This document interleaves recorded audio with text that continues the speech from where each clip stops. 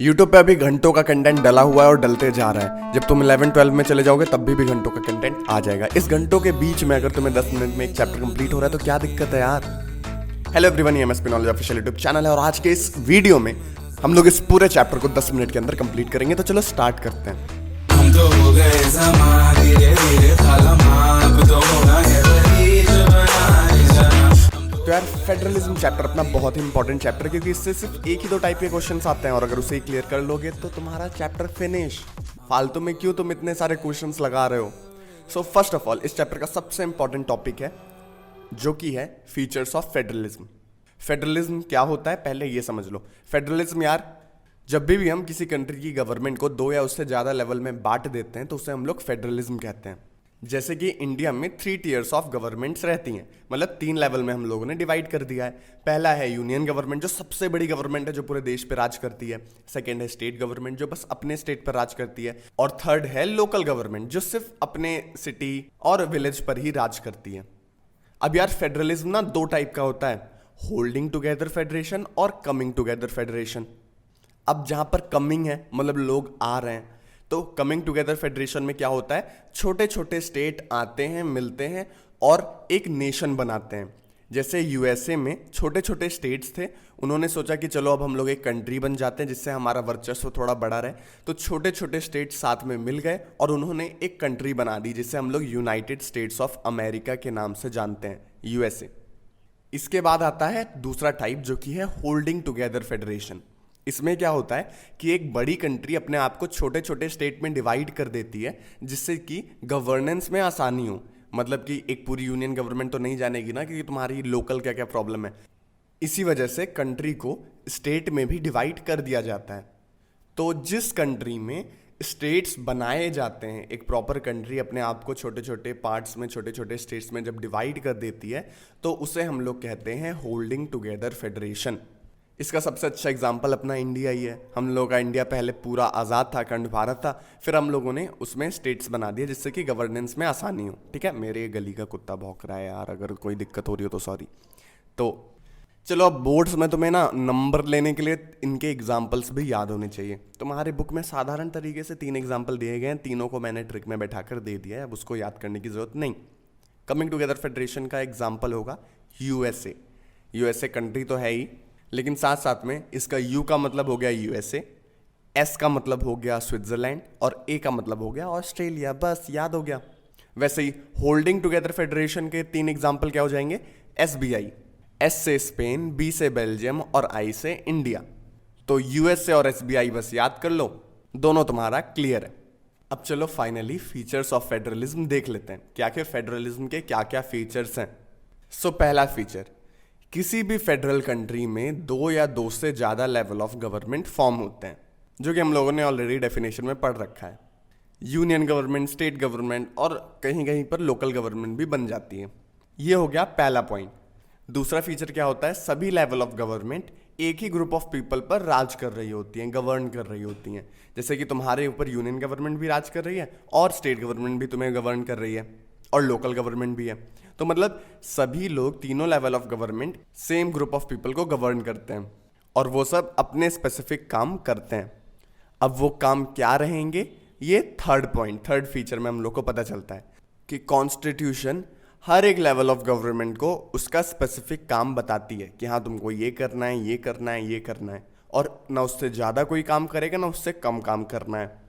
सभी level of government को specific task दे दिए जाते हैं कि तुम्हें ये काम करने हैं। अब इससे क्या हो जाता है कि सभी की एग्जिस्टेंस बनी रहती है और सभी के पास अपने स्पेसिफिक काम रहते हैं। इसके बाद फोर्थ फीचर ये रहता है कि कोई सिंगल लेवल ऑफ गवर्नमेंट, या तो यूनियन गवर्नमेंट, स्टेट गवर्नमेंट या फिर लोकल गवर्नमेंट, इनमें में से कोई अकेले फंडामेंटल प्रोविजन कॉन्स्टिट्यूशन के चेंज नहीं कर सकता है। उसमें सबकी सहमति चाहिए रहेगी। कोई अकेले फंडामेंटल प्रोविजंस ऑफ कॉन्स्टिट्यूशन को छेड़ नहीं सकता है। फिफ्थ पॉइंट ये रहता है कि अगर मान लो दोनों के बीच में लड़ाई हो गई, स्टेट गवर्नमेंट और यूनियन गवर्नमेंट के बीच में, या फिर कोई कॉन्फ्लिक्ट आ गया, तो ऐसे में ये नहीं है कि दोनों मारपीट कर लेंगे, उन दोनों के बीच में आती है जुडिशरी और कॉन्फ्लिक्ट को सॉल्व करती है। सिक्स्थ फीचर ये रहता है कि सबके स्पेसिफिक रेवेन्यू सोर्सेज बताए गए रहते हैं कि उन्हें पैसा कहाँ से मिलेगा, उनकी इनकम कहाँ से होगी, क्योंकि पॉलिसीज़ प्रोग्राम लाने के लिए पैसों की ज़रूरत पड़ती है। तो वो पैसा कहाँ से आएगा, किस टैक्स का पैसा किस सरकार को मिलेगा, कितना मिलेगा, ये सब ऑलरेडी डिसाइडेड रहता है, जिससे कि बाद में लड़ाई झगड़ा ना हो जाए कि हाँ मुझे टैक्स का पैसा चाहिए, मुझे कम पड़ रहा है। इसके बाद 7th और आखिरी फीचर है कि भले ही कितने लेवल ऑफ गवर्नमेंट हो, सबका मेन एजेंडा ये रहता है कि यूनिटी और इंटीग्रिटी को बढ़ाया जाए। अगर स्टेट गवर्नमेंट है और यूनियन गवर्नमेंट है तो वो इंडियन गवर्नमेंट ही है। ऐसा नहीं कि स्टेट गवर्नमेंट अपने लोगों को यही बताने लग जाए कि नहीं तुम्हें तो मुझे ही वोट देना है, हम लोग अपना अलग राज्य बना लेंगे, स्टेट बना लेंगे, नेशन बना लेंगे। ऐसा कुछ नहीं करना है। सब लोगों को यूनिटी इंटीग्रिटी प्रमोट करनी है और किसी को डिस्क्रिमिनेट नहीं करना है। सो यही थे 7 फीचर्स ऑफ फेडरलिज्म, जो कि मोस्ट इंपॉर्टेंट टॉपिक है तुम्हारे इस चैप्टर से। अब इसके बाद हम लोग का नेक्स्ट टॉपिक आता है कि what makes India federal country. India federal country क्यों है? क्योंकि सिंपल सा रीज़न है, ये जो 7 फीचर्स थे वो हम सब फॉलो करते हैं और यहाँ पर सबके स्पेसिफिक काम यहाँ पर कॉन्स्टिट्यूशन बताता है, जो कि यूनियन लिस्ट, स्टेट लिस्ट और कंकरेंट लिस्ट के थ्रू बताया जाता है। कंकरेंट लिस्ट वो होता है जो यूनियन और स्टेट मिलकर करते हैं। यूनियन लिस्ट में वो काम होते हैं जो सिर्फ यूनियन गवर्नमेंट करेगी, स्टेट लिस्ट में वो जो स्टेट गवर्नमेंट करेगी, और कंकरेंट में दोनों लोग वो काम करते हैं। जैसे कि यूनियन लिस्ट में नेशनल इंपॉर्टेंस के सब्जेक्ट्स रहते हैं, जैसे कि defence, banking, currency, foreign affairs, तो इन सब कामों से डील करती है यूनियन गवर्नमेंट। स्टेट लिस्ट में वो सारे काम रहते हैं जो लोकल और स्टेट इंपॉर्टेंस के रहते हैं, जैसे कि पुलिस, ट्रेड, कॉमर्स, एग्रीकल्चर और इरिगेशन। ये सब काम स्टेट लिस्ट के अंदर आते हैं और स्टेट गवर्नमेंट करती है। कंकरेंट लिस्ट में ऐसे काम रहते हैं जो दोनों गवर्नमेंट मिलकर करती है, जैसे कि education, forest, trade, marriage, adoption. So ये सब काम दोनों गवर्नमेंट मिलकर करते हैं। अब यूनियन गवर्नमेंट कौन से काम करती है इसको अच्छे से याद कर लो, ठीक है? ये इंपॉर्टेंट है। 1-2 एग्जाम्पल याद कर लेना कि यूनियन लिस्ट में क्या है, स्टेट लिस्ट में क्या है और कंकरेंट लिस्ट में क्या है, कभी कभी पूछ दिया जाता है। अच्छा, अब यार इंडिया में ना फेडरलिज्म प्रैक्टिस करने के लिए हम लोगों को कुछ बेसिक चीज़ें डिसाइड करनी थी, जैसे कि लैंग्वेज कौन से हम लोग बोलेंगे, ऑफिशियल लैंग्वेज कौन सी होगी। इससे काफ़ी ज़्यादा दिक्कतें आ रही थी पहले के समय में, क्योंकि इंडिया में काफ़ी सारी लैंग्वेज बोली जाती हैं, तो सभी को रिकॉग्निशन देना इम्पॉर्टेंट था। इसी वजह से हम लोगों ने कोई भी ऑफिशियल लैंग्वेज नहीं डिसाइड की, बल्कि हम लोगों ने 22 लैंग्वेजेस को शेड्यूल्ड लैंग्वेज कहा और उन्हें कॉन्स्टिट्यूशन में हिस्सा दिया, जिससे कि सभी लोगों को उनका रिकॉग्निशन मिल पाए। और जितने भी नेशनल लेवल के एग्ज़ाम होते हैं वो सब इन्हीं 22 लैंग्वेजेस में कंडक्ट किए जाते हैं। साथ में हम लोगों ने स्टेट्स को भी अधिकार दिया कि वो अपनी खुद की ऑफिशियल लैंग्वेज चूज़ कर पाएँ। एंड पहले के टाइम पर जो सबसे बड़ी दिक्कत हो रही थी कि यूनियन गवर्नमेंट स्टेट गवर्नमेंट को फंड्स और पैसे वगैरह ज़्यादा प्रोवाइड नहीं करवाती थी, उसको भी हम लोगों ने ठीक किया एंड स्टेट और यूनियन गवर्नमेंट के रिलेशन को सुधारा। अब आते हैं यार अपने लास्ट टॉपिक पर, जो कि है डिसेंट्रलाइजेशन ऑफ पावर। डिसेंट्रलाइजेशन मतलब क्या होता है कि सेंटर से हटा देना।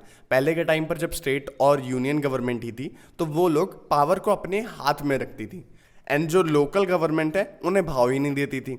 इसी वजह से सुप्रीम कोर्ट ने 1992 में डिसेंट्रलाइजेशन ऑफ पावर किया, मतलब कि जो लोकल गवर्नमेंट है उन्हें भी प्रॉपर मान्यता दी गई और उनके लिए भी कई रूल्स बनाए गए, जैसे कि अब लोकल गवर्नमेंट में रेगुलर इलेक्शन होना नेसेसरी कर दिया गया था, फर्स्ट पॉइंट। सेकंड पॉइंट कि एससी, एसटी या फिर बैकवर्ड क्लासेस से आने वाले लोगों के लिए भी सीट रिजर्व करना मैंडेटरी कर दिया गया था। Third point, at least 1/3 of all the position women's के लिए रिजर्व रख दी गई थी, जिससे कि विमेंस का भी अपना रिप्रेजेंटेशन हो। साथ में चौथा कि हर स्टेट में एक इंडिपेंडेंट स्टेट इलेक्शन कमीशन बनाया गया, जो कि पंचायत और म्युनिसिपल इलेक्शंस को कंडक्ट करवाता है, जिससे कि स्टेट गवर्नमेंट का कोई इन्वॉल्वमेंट ना रहे। और फिफ्थ पॉइंट, स्टेट गवर्नमेंट को प्रॉपर शेयर ऑफ पावर और रिवेन्यू करने के लिए कहा गया कि वो लोकल गवर्नमेंट को भी पैसे और पावर प्रोवाइड करे, जिससे वो भी अपने लोकल काम कर पाएँ। सो ये हुआ था 1992 में, इसे कहते हैं डिसेंट्रलाइजेशन ऑफ पावर। ये तुम्हारे चैप्टर का सेकंड मोस्ट इंपॉर्टेंट टॉपिक है, तो इसको अच्छे से याद कर लो। और इसी के साथ हम लोग का ये चैप्टर होता है खत्म। मिलते हैं अब नेक्स्ट चैप्टर में और कंप्लीट करते हैं उन्हें 10-15 मिनट में। चैनल को सब्सक्राइब कर लो, नहीं किया हो तो कब करोगे। एंड डिस्क्रिप्शन में एक नए चैनल का लिंक है जिसमें तुम्हें इंटरेस्टिंग टॉपिक देखने को मिलते हैं, तो वहाँ पर जाकर उसको भी सब्सक्राइब कर लेना, वो 11th में हेल्पफुल रहेगा। यार एक सेकंड, सबसे पहले मैं तुम्हें एक रियलिटी बता देता हूँ। किसी भी चैप्टर से क्वेश्चन सिर्फ गिने चुने टॉपिक से ही आते हैं, और तुम जितने ज़्यादा क्वेश्चंस लगाते हो ना, ये सैम्पल पेपर में जो 50-50 क्वेश्चन दे दिए रहते हैं, वो यार कोर लेवल पर एक ही क्वेश्चन रहता है। यार तुमने 4 क्वेश्चन लगाए जिसमें था कि हाँ फेडरलिज्म के फीचर्स को एलैबोरेट करो, name few characteristics of federalism, what is federalism, elaborate. ऐसे करके यार तुमने 5 क्वेश्चन बनाए, लेकिन कभी भी कोर क्वेश्चन नहीं पढ़ा कि आखिर फेडरलिज्म के जो 7 फीचर्स हैं जो तुम्हारे बुक में एग्जैक्टली दिए गए हैं वो क्या क्या हैं। तुम तो यार भटकते रह गए, और एग्जाम में वो वाले क्वेश्चंस तुम मुझे खोजोगे कि यार ये इलैबोरेट वाला क्वेश्चन पता नहीं आया था कि नहीं, मुझे बनाने में मिलेगा कि नहीं, क्योंकि तुम्हारा बेसिक ही नहीं क्लियर है ना। 7 फीचर्स जो थे वो अगर बस याद कर लो और छोड़ दो सैम्पल पेपर क्वेश्चन बनाना, बस काफ़ी है वो। ठीक है, सैम्पल पेपर सिर्फ लिखने की प्रैक्टिस होती है, पढ़ने की प्रैक्टिस नहीं। तो चलो अब ज्ञान ज़्यादा हो गया, और इसी के साथ इस वीडियो को बंद करते हैं। Thanks for watching.